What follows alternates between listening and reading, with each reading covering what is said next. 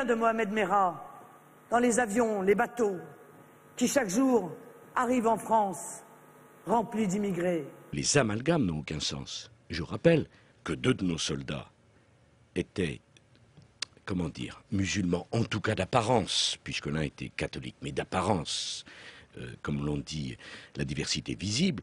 Et ça serait particulièrement odieux cet amalgame, parce que 2 Français musulmans ont été assassinés. Je crois que le risque fondamentaliste a été sous-estimé dans notre pays. Que des groupes politico-religieux se développent face à un certain laxisme, il faut bien le dire. Ce qu'il faut bien comprendre, c'est que le traumatisme de Montauban et de Toulouse a été profond dans notre pays.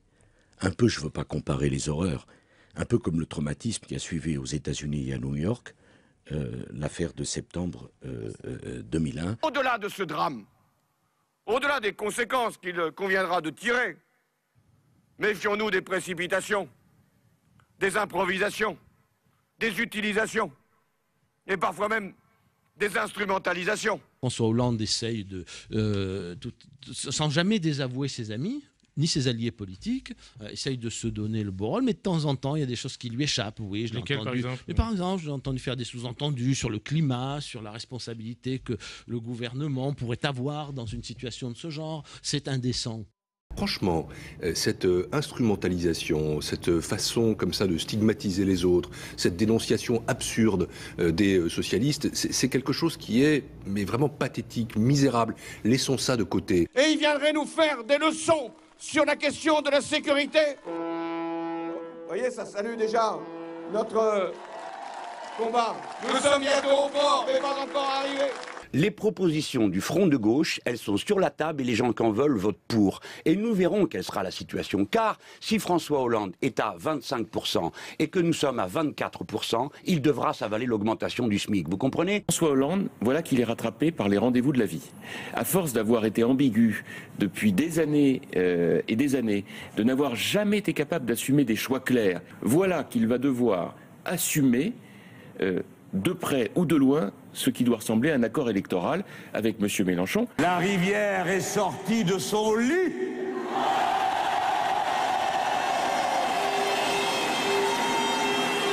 Et quoi qu'il arrive, elle n'y retournera pas de sitôt. Jean-Luc Mélenchon devrait s'interroger sur l'utilisation que fait Nicolas Sarkozy des mots qu'il emploie. D'ailleurs, Nicolas Sarkozy multiplie les compliments à l'encontre de Jean-Luc Mélenchon. Cela devrait interroger un certain nombre de citoyens. J'ai presque envie de rire en voyant la malheureuse qui est là, sifflante de haine, bête malfaisante. Est-ce que ça sert à quelque chose de voter pour Mélenchon, alors que Mélenchon va se rallier à Hollande, que manifestement il est déjà en train de négocier un poste? C'est lui qui a un problème avec nous, puisque son obsession c'est de parler de Marine Le Pen et de l'injurier en permanence. Hier il a même parlé de bête nauséabonde. Bon je crois qu'on n'est plus dans le débat républicain, oui, dans son meeting.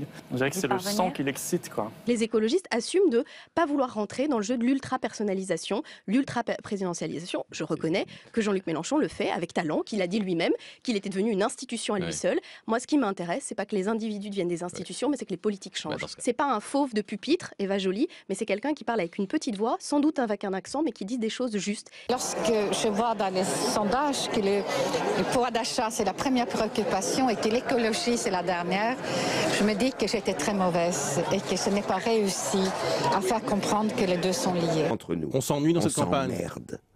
Et en fait, moi je fais une proposition révolutionnaire, on vote dimanche prochain et c'est fini. Non mais c'est vrai quoi, arrêtez, ils vont nous dire encore 3 semaines et demie la même chose chaque jour, ils font les mêmes propositions.